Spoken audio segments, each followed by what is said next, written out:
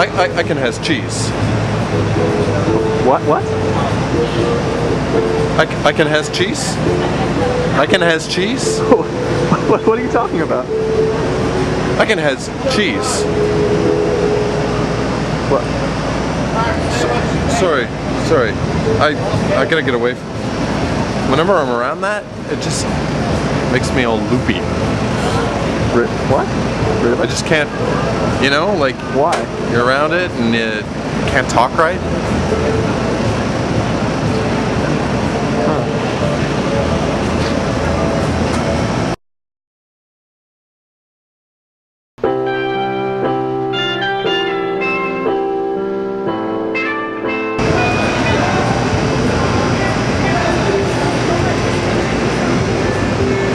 So, what are we doing here anyway? You know, Gil, Yeah. he's having a, you know, fancy party, wine and cheese, asked me to take care of the cheese, put together a little plate. Okay.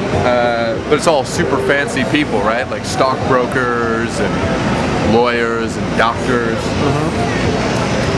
So, you know, it's hard because you gotta find like classy cheeses but accessible cheeses. You gotta like do a lot of thinking about what kind of cheese the crowd's gonna want to have.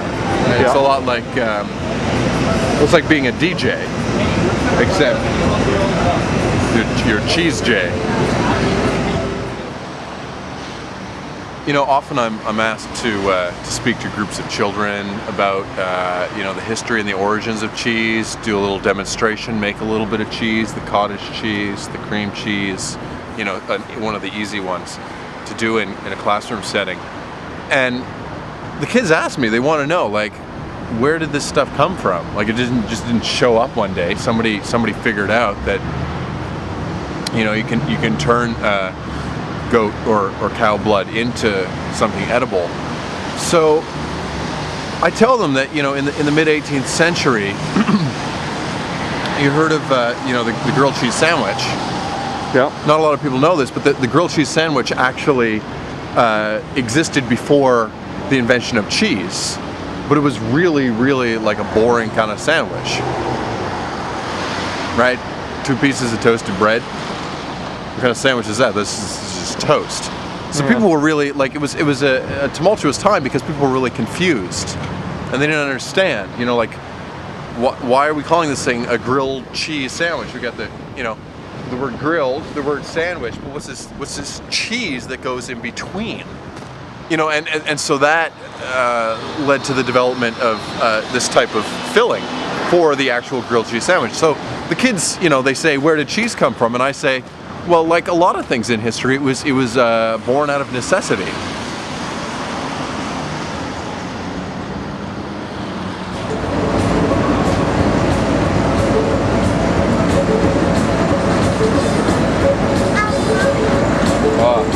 This is excellent. The Mingeron de Chavarrois.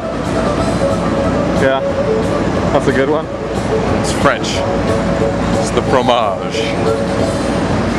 You ever have pest in your home? A couple of times, yeah. You know, like you get the mice, yeah. the rats, yeah. You know, the spiders, I've been creepy there. crawlies, the salamanders. All those you ever had to call the pest control? Call them up. You say, I got a situation here.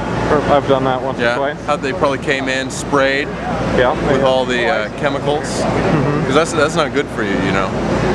Are you breathing that stuff in? No. It's not good for your health or your disposition, for that matter. You gotta leave your house. You gotta aerate the whole thing. I prefer the traps. You know, the mouse traps. Like you set them up, and you pull the thing back, and you get, you know, like maybe a little Benedictine blue or Port Salut. You know, you get a little bit of that. And you put the cheese down, and then the mouse comes along, crushes its neck. It's much more humane than the chemicals. But and did you know why they use the cheese, and why cheese is preferable to you know, the spray, the chemicals, the gas mask, gassing them out? Why? You know why it's better? Why? Because mice like cheese. You know, for a lot of people, when you say cheese, immediately what they think of, because this is, you know, most people's first and sometimes only exposure to cheese, they think of cheese-flavored snacks. Yep. And that gets them thinking about Chester Cheetah. You familiar with this guy? Yeah, I remember Chester He's, Cheetah. you know, he's a tiger or something, and he's always trying to get other people's, you know, cheesy snacks. He's like, oh, I can't get enough of these cheesy snacks. Can't get enough of these cheesy snacks, right? Yeah. But what a lot of people don't know about Chester Cheetah is that he's not just after snacks. He'll go after you for a lot more than that. Like what?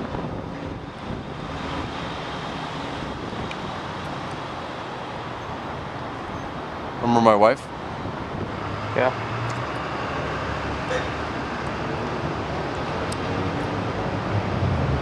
Friggin' tiger stole my wife.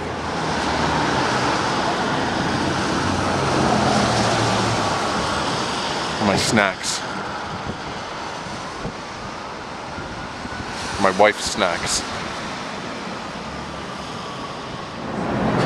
So you know when somebody takes your picture, they got their, you know, their hand on the shutter and they say cheese.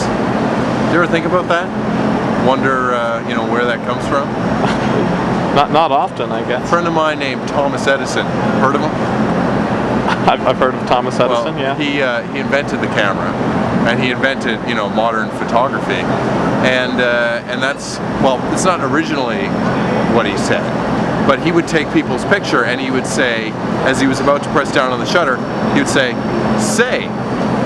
take off your pants and smile. And then they would, you know, that would get a good chuckle out of them, and they would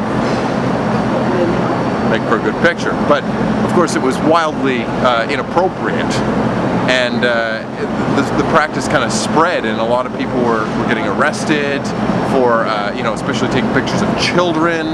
Like, it was really, you can't tell children to take their pants off. So they changed it to cheese. It's because it's more innocuous.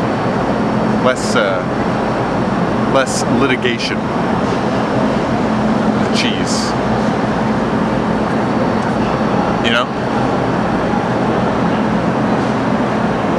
I don't think we're gonna find what we need here.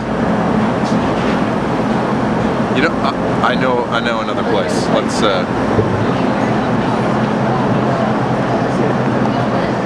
it's Gil's party tonight, right? Yep. Stockbroker Gil.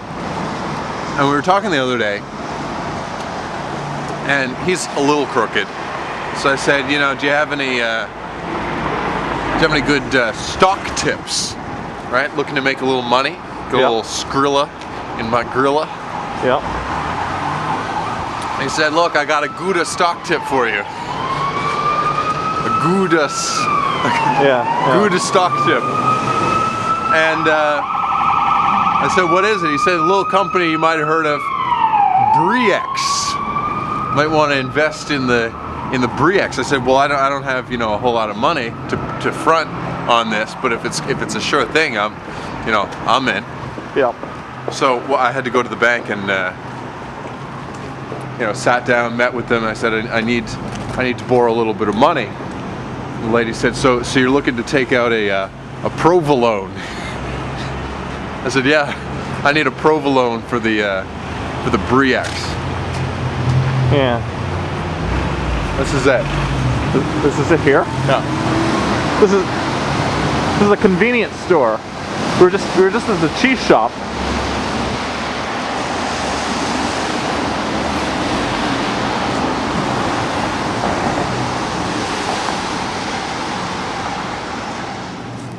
So we were just at the cheese shop. So why did we have to come to a convenience store to get the cheese? Because these stockbrokers, they have refined taste, right? They don't want just any old cheese you can get anywhere. Yeah. You gotta bring them the special, right? A little taste of something they haven't had before. Yeah, I guess so, yeah. Just the thing.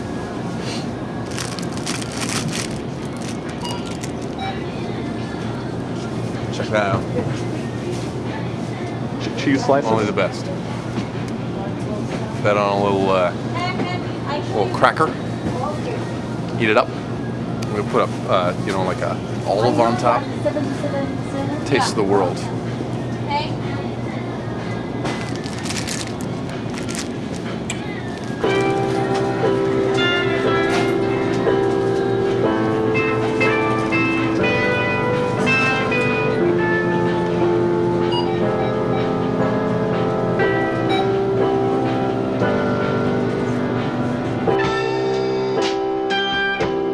See that one? That's the French brie.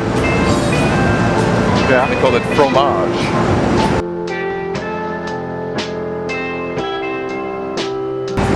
Whiskey cheddar. Eat a little bit of that. Drink glass maybe. Eat it up. Whiskey cheddar.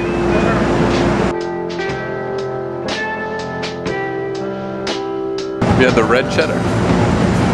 You ever had that? I haven't had red cheddar. Stay away from that.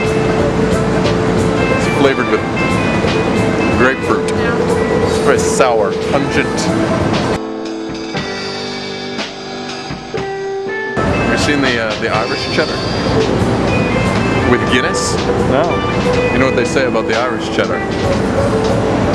It's always getting in fights. Eating potatoes.